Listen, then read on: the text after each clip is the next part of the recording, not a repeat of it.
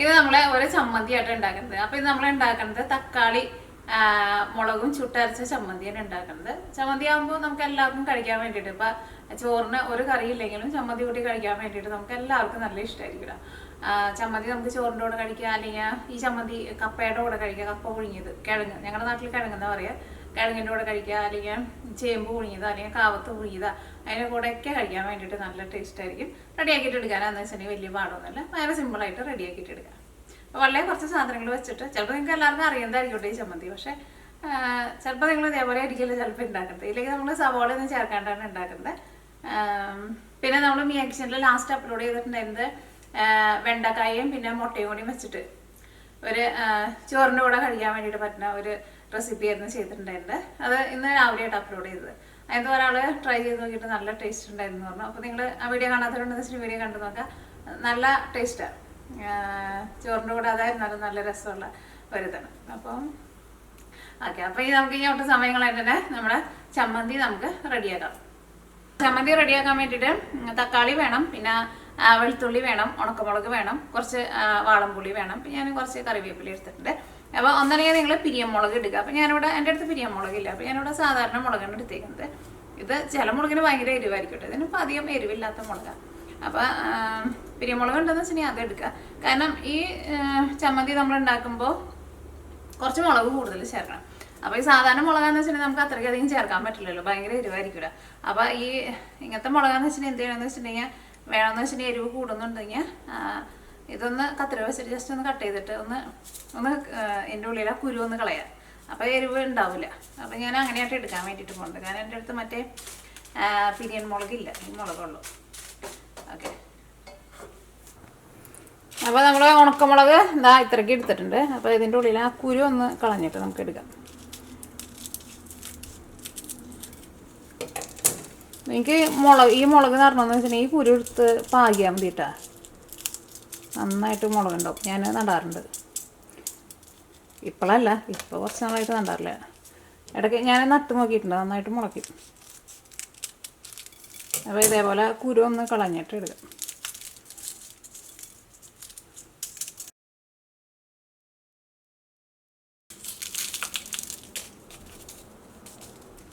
അല്ലെങ്കിൽ നമ്മൾ എരിവ് കൂടുന്ന വെച്ചിട്ട് വളരെ കുറച്ച് മുളക് ചേർത്തിട്ട് ചമ്മന്തി ഉണ്ടാക്കിയാണെങ്കിൽ ചമ്മന്തിക്ക് നമ്മൾ വിചാരിക്കുന്ന ഒരു കളറും കിട്ടില്ല, നമ്മൾ വിചാരിക്കുന്ന ഒരു ടേസ്റ്റും കിട്ടില്ല. ശരിക്കും മുളക് നന്നായിട്ടാണ്ട് മൊരിയിച്ചിട്ട് നമ്മുടെ ചമ്മന്തിയിൽ ചേർക്കുമ്പോൾ ശരിക്കും ആ മുളകിൻ്റെ ടേസ്റ്റ് ഉണ്ടാവും. ഓക്കെ, മുളക് റെഡിയാക്കിയിട്ടുണ്ട്. പിന്നെ അതാ 3 തക്കാളി എടുത്തിട്ടുണ്ട്. പിന്നെ വെളുത്തുള്ളി, ഞാനിവിടെ വലിയ ടൈപ്പ് വെളുത്തുള്ളിയാണ് എടുത്തേക്കുന്നത്. ഒരു 8 വലിയ വെളുത്തുള്ളി എടുത്തിട്ടുണ്ട്. പിന്നെ കുറച്ച് കറിവേപ്പില എടുത്തിട്ടുണ്ട്. പിന്നെ അതാ പുളി എടുത്തിട്ടുണ്ട്. പുളി ഞാനിവിടെ വെള്ളത്തിൽ കുതിരാൻ വേണ്ടിയിട്ട് വെച്ചിട്ടുണ്ടായിരുന്നു. ഇതൊന്ന് വെള്ളത്തിലിട്ടിട്ട് ഒന്ന് പിഴിഞ്ഞെടുത്തോട്ടെ. പിഴിഞ്ഞ് കഴിഞ്ഞിട്ട് ഇതിൻ്റെ ചാറും കളയണ്ട, ഇതിൻ്റെ ഈ ഇതും കളയണ്ട. ജസ്റ്റ് ഒന്ന് ഇങ്ങനെ പിന്നെന്താ പറയുക, ഒന്ന് സ്മൂത്താക്കിയിട്ട് വെച്ചാൽ മതി. ഉരുണ്ടെങ്കിൽ എടുത്ത് മാറ്റണം കേട്ടോ. ഓക്കെ, അപ്പോൾ ഈ നമ്മുടെ ചമ്മന്തി റെഡിയാക്കാൻ വേണ്ടിയിട്ട് പോകട്ടെ.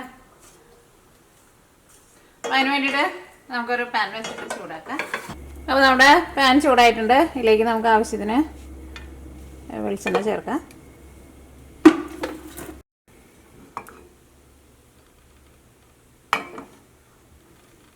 അപ്പോൾ നമ്മുടെ വെളിച്ചെണ്ണ ചൂടായിട്ടുണ്ട്. ഇനി നമുക്ക് ഇതിലേക്ക് ഉണക്കമുളക് ചേർക്കാം.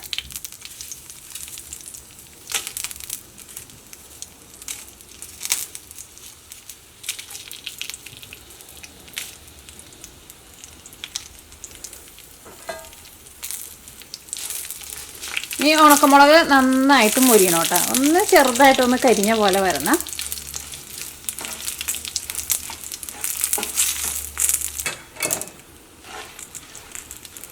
തീ കൂട്ടി വയ്ക്കരുത് കേട്ടോ. ഒരു ചെറിയ തീയിലിട്ടിട്ട് നന്നായിട്ട് മൊരിയിച്ചിട്ട് എടുക്കുക. തീ കൂട്ടി വെച്ചിട്ടുണ്ടെങ്കിൽ പെട്ടെന്ന് അങ്ങോട്ട് പുക കയറും. നമ്മുടെ മുളക് ശരിക്കും മൊരിഞ്ഞ് കിട്ടില്ല കേട്ടോ. പല സാധനങ്ങളും നമുക്ക് പല തരത്തിലുണ്ടാക്കാം. പക്ഷെ നമ്മളത് ഉണ്ടാക്കണം പോലെ ഉണ്ടാക്കിയാൽ മാത്രമേ അതിൻ്റെ നമ്മൾ വിചാരിക്കുന്ന ശരിക്കുള്ള ടേസ്റ്റ് കിട്ടുള്ളൂ. അല്ലെങ്കിൽ തീ അങ്ങോട്ട് കൂട്ടി വെച്ചിട്ടുണ്ടെങ്കിൽ ഒരു സെക്കൻഡിനുള്ളിൽ മുളക് നമുക്ക് പെട്ടെന്ന് റെഡിയാക്കി കിട്ടും. പക്ഷെ മുളക് ശരിക്കും മൊരിയില്ല. ഇതാ നോക്കിക്കേ, തീ ഞാൻ ഭയങ്കരമായിട്ട് കുറച്ചിട്ടാട്ടോ വെച്ചേക്കുന്നത്. അത് നോക്കിക്കേ. ഇപ്പം എല്ലാം നല്ല ഒരു കറുത്ത കളറായിട്ടുണ്ട്. കറുത്ത കളറായിട്ടുണ്ടെങ്കിലും ഇത് കരിഞ്ഞു പോയിട്ടില്ല കേട്ടോ. ഓക്കെ, ഇനി ഇത് നമുക്ക് മാറ്റി വയ്ക്കാം. ഈ എണ്ണ മാറ്റണ്ട കേട്ടോ, ഈ മുളക് മാത്രം മാറ്റിയാൽ മതി.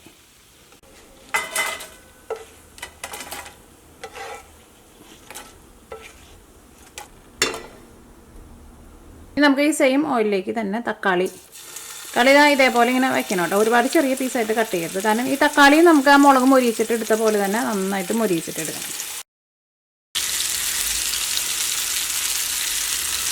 ഇനി അതിലേക്ക് വെളുത്തുള്ളി ചേർക്കാം. വെളുത്തുള്ളി ഇതിൻ്റെ കൂടെ കിടന്നിട്ട് മൊരിയട്ടെ. വലിയ വെളുത്തുള്ളിക്കാന്ന് വെച്ചിട്ടുണ്ടെങ്കിൽ അതായത് ഇതേപോലെ ഇങ്ങനെ രണ്ടായിട്ട് കട്ട് ചെയ്തിട്ടിടും.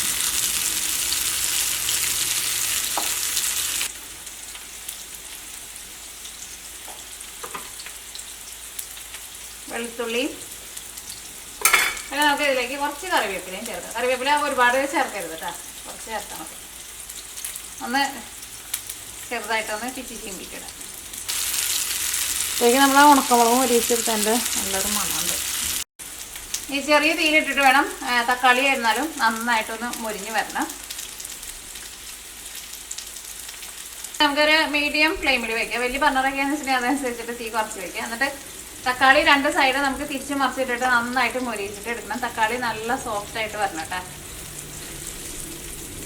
നമ്മൾ തക്കാളി ഇവിടെ ഇരുന്നിട്ട് റെഡി ആവട്ടെ. അപ്പോൾ നമ്മൾ ഉണക്കമുളക് നമ്മൾ റെഡിയാക്കിയിട്ട് വെച്ചല്ലേ, അത് നമുക്കൊന്ന് പൊടിച്ച് ഒന്ന് റെഡിയാക്കിയിട്ട് വയ്ക്കാം. അപ്പോൾ അത് ചൂടാറിയിട്ടുണ്ട്.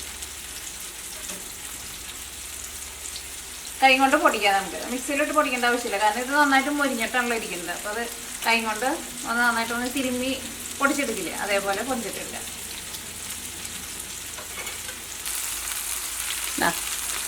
ഉണക്കമുളക് നന്നായിട്ട് മൊരിഞ്ഞിട്ട് ഇരിക്കാമല്ലോ. അപ്പോൾ ഈ കൈ കൊണ്ട് ഇങ്ങനെ അങ്ങോട്ട് തിരിപ്പിച്ച് വളർത്തുണ്ടെങ്കിൽ അതങ്ങോട്ട് പൊടിഞ്ഞോളൂ. ഇതിൻ്റെ കളർ ഇരിക്കണുണ്ടല്ലേ, ഇതേപോലെ ഇങ്ങനെ വരണം കേട്ടോ. നല്ല ഭംഗിയുള്ള കളറല്ലേ. അതങ്ങനെ ചെറിയ തീയിലിട്ടിട്ട് നന്നായിട്ട് ഇങ്ങനെ മൊരിയിച്ചിട്ടിരുന്നു.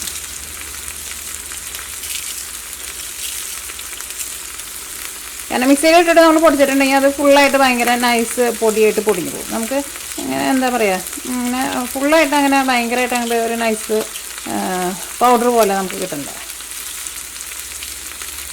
നമ്മളേതാണ്ട് കല്ലുമ്മ വെച്ചിട്ട് ചതച്ചിട്ട് എടുക്കില്ലേ, അതേപോലെ കിട്ടണം നമുക്ക്.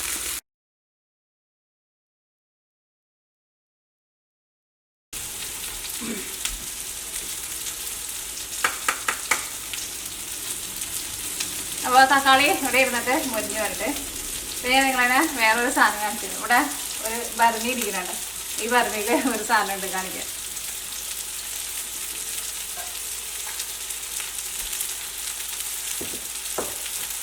ഈ ഭരണി ചിലപ്പോൾ നിങ്ങൾ ഇതിന് മുമ്പ് കണ്ടിട്ടുണ്ടാവും. ഇതിങ്ങനെ എന്താ പറയുക, ഇങ്ങനെ തിരിപ്പിച്ച് അടയ്ക്കുന്നതാണ്.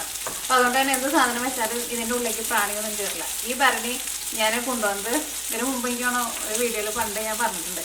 നമ്മുടെ നാട്ടിൽ വലിയ വെള്ളപ്പൊക്കം വന്നില്ലേ, 2018-19 വലിയ വെള്ളപ്പൊക്കം വന്ന സമയത്ത് ഈ ഭരണി അന്ന് ഞാൻ വീട്ടിൽ വാങ്ങിച്ചു വെച്ചിട്ട് കോൾസൻ്റെ വീട്ടിലേക്ക് പോയിട്ടാണ്. എന്നിട്ട് ഞങ്ങളുടെ വീട്ടിലേക്ക് അന്ന് വെള്ളം കയറിയില്ല. എന്നിട്ട് ഞാൻ ഇത് വെള്ളപ്പൊക്കത്തിൽ നിന്ന് പൊന്തിച്ചു കൊണ്ടുവന്നത്. ഇത് വെള്ളത്തിൽ ഇത് ഒലിച്ചു പോയിട്ടുണ്ടായിരുന്നു. അപ്പോൾ ആ പറമ്പിൽ കിടന്നിട്ടാണ് എനിക്ക് ഭരണി കിട്ടിയത്. ഇത് പൊട്ടിയിട്ടൊന്നും ഉണ്ടായിരുന്നില്ല. അങ്ങനെ കൊണ്ടുവന്നൊരു ഭരണിയാണ്. അത് സാധനം ഇട്ട് വെച്ചിട്ടുണ്ട് കാണിക്കാം. ഇട്ട് വെച്ചേക്കുന്നത് ഇതാട്ടോ, നാരങ്ങ ഇട്ട് വെച്ചേക്കുന്നത്. ഇതിപ്പോൾ ഇട്ട് വെച്ചിട്ട് ഇപ്പോൾ 1 മാസം ആവാറായിട്ടുണ്ട് കേട്ടോ. ഞാൻ ഇതിനകത്ത് കുറച്ച് വിനീഗറും പിന്നെ പച്ചമുളകും ഉപ്പും കൂടി ഇട്ടിട്ട് നാരങ്ങ നന്നായിട്ട് ഉടഞ്ഞിട്ടുണ്ട് ഇപ്പോൾ. നോക്കിക്ക്. ഇതെടുത്തിട്ട് നമുക്ക് അച്ചാർ വേണമെങ്കിൽ അച്ചാറിടാം, അല്ലെങ്കിൽ ഇതേപോലെ എടുത്തിട്ട് കഴിക്കാനാണെങ്കിൽ നല്ല ടേസ്റ്റാണ്. കാരണം അത്യാവശ്യം നല്ല എരിവൊക്കെ ഉണ്ട്, നല്ല സോഫ്റ്റായിട്ട് വന്നിട്ടുണ്ട്.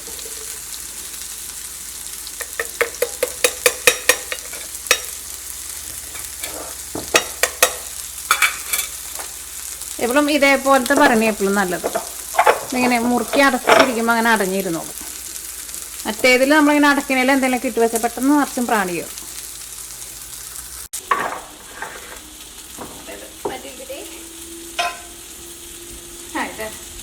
നാരങ്ങ ഇത് വെറുതെ ഞാൻ ഇടയ്ക്ക് ഇങ്ങനെ എപ്പോഴും തുറക്കില്ല, ഇടയ്ക്ക് ഇങ്ങനെ തുറക്കുമ്പോൾ ഇങ്ങനെ എടുത്ത് കഴിക്കാറുണ്ട്.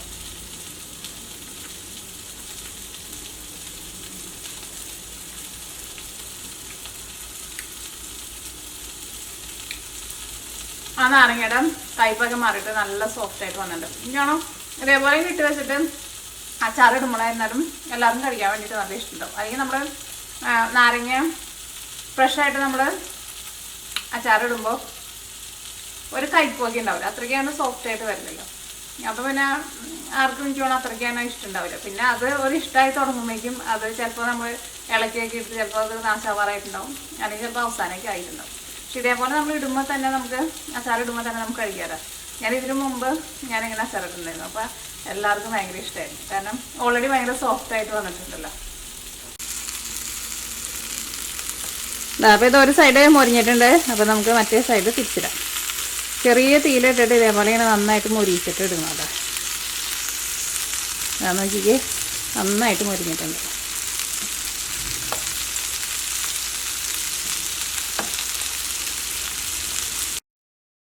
പിന്നെ ചെറിയ തീയിലിട്ട് എടുക്കുമ്പോഴായിരുന്നാലും ഓയിലൊന്നും അങ്ങനെ തെറിക്കില്ല പുറത്തേക്ക്. ഇത് പുറത്ത് ഓയിൽ തെറിച്ചില്ല. തീ അങ്ങനെ കൂട്ടി വെച്ചിട്ടുണ്ടെങ്കിൽ പിന്നെ നിറച്ചും ഇതേപോലെ പരന്നിട്ടുള്ള പാനാന്ന് വെച്ചിട്ടുണ്ടെങ്കിൽ നിറച്ച് ഓയിലൊക്കെ അടുക്കളയിൽ തെറിക്കുകയും ചെയ്യും. ഇതാകുമ്പോൾ അങ്ങനെ ഇട്ട് കഴിഞ്ഞിട്ട് നമ്മൾ നേരം നോക്കേണ്ട ആവശ്യമില്ല, ഇടയ്ക്ക് ഒന്ന് വന്നിട്ട് നോക്കാം. നമ്മുടെ നോക്കിക്കേ, തക്കാളി നന്നായിട്ട് മൊരിഞ്ഞ് നല്ല സോഫ്റ്റായിട്ട് വന്നിട്ടുണ്ട്. തീ കൂട്ടി വെച്ചിട്ടാണ്ട് കരിയിച്ചിട്ട് എടുക്കരുത് കേട്ടോ.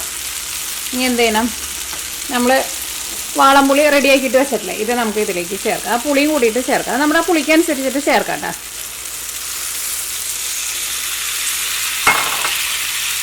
അതിലേക്ക് നമുക്ക് ആവശ്യത്തിന് ഉപ്പ് ചേർക്കാം. വേണമെന്ന് വെച്ചിട്ടുണ്ടെങ്കിൽ ഒരു ചെറിയ കഷ്ണം ശർക്കരയും കൂടിയിട്ട് ചേർക്കാം.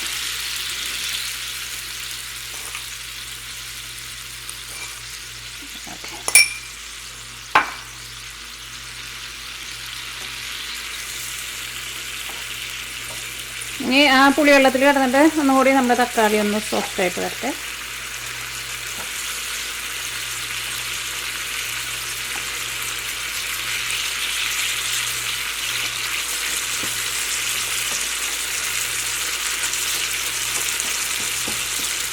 തക്കാളി നമുക്കൊന്ന് ഉടച്ചു കൊടുക്കാം.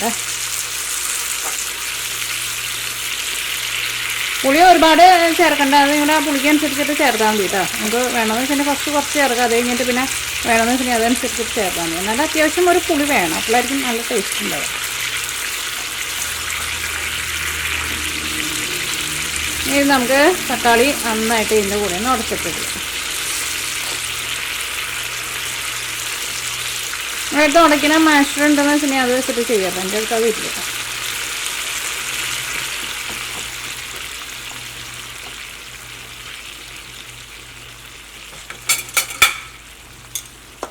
ഇങ്ങനൊരു കയ്യിൽ വെച്ചിട്ട് ഉടയ്ക്കാം.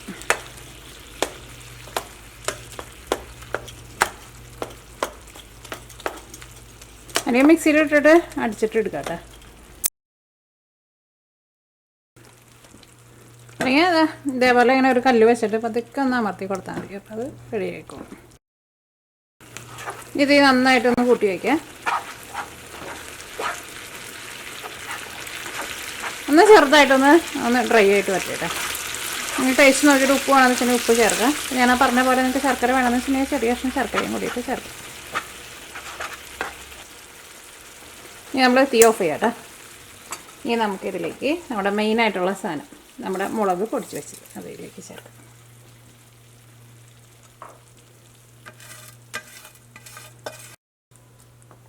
ഇനി അതും കൂടി ഇതിലേക്ക് നന്നായിട്ടുണ്ട് മിക്സ് ചെയ്യാം. തീ ഓഫ് ചെയ്ത് കഴിഞ്ഞിട്ട് ചേർത്താൽ മതി.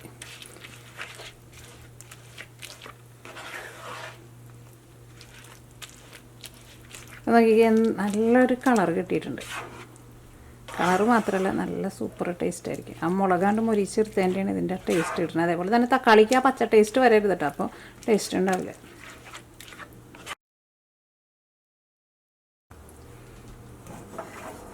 അപ്പോൾ നമ്മുടെ ചമ്മന്തി നമുക്കൊരു സർവിങ് പ്ലേറ്റിലേക്ക് പകർത്താം.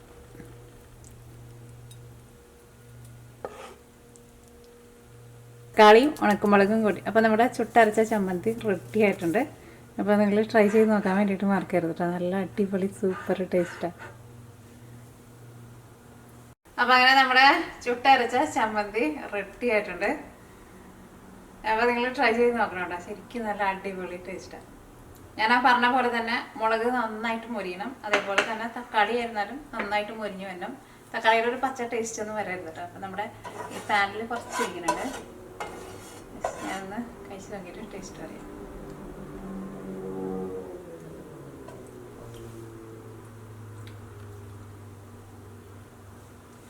ശരിക്കും അത്യാവശ്യം നല്ല പുളിയുണ്ട്, അത്യാവശ്യം നല്ല എരിവുണ്ട്, എല്ലാവരും ഉണ്ട്.